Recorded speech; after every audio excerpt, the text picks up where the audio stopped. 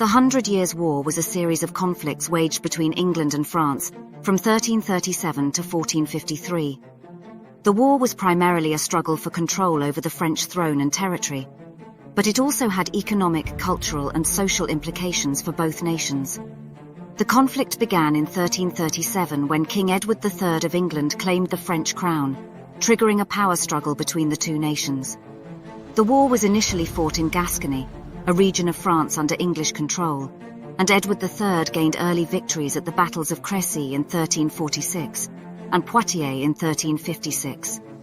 However, England was unable to maintain its hold on French territory and suffered defeats at the Battle of Orléans in 1429 and the Battle of Castillon in 1453, which effectively ended the war.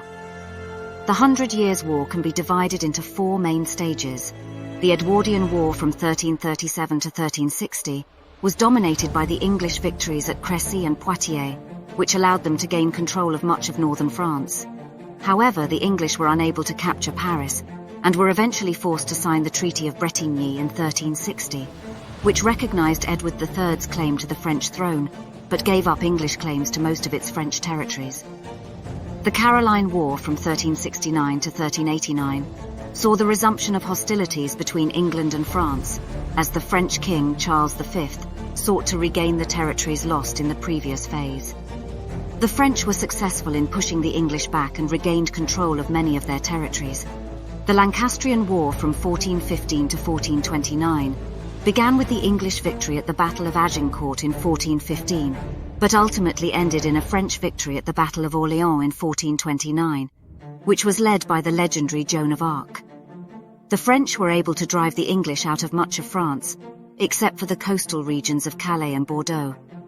The Valois War from 1435 to 1453 saw the French launch a successful campaign to capture English-controlled territories in Normandy, Gascony, and Aquitaine.